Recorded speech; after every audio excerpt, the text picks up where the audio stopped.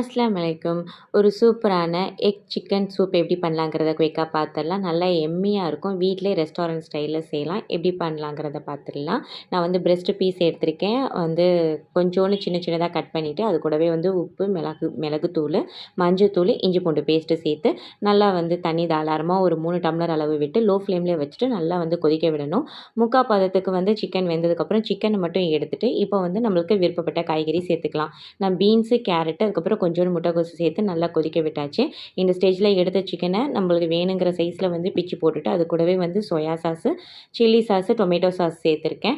இது ஆப்ஷன் தான். நீங்கள் ஸ்கிப் பண்ணாலும் பண்ணிக்கலாம். அப்புறம் கார்ன்ஃப்ளவர் மாவு 2 டேபிள் ஸ்பூன் எடுத்து கரைச்சி அதையும் ஊற்றியாச்சு.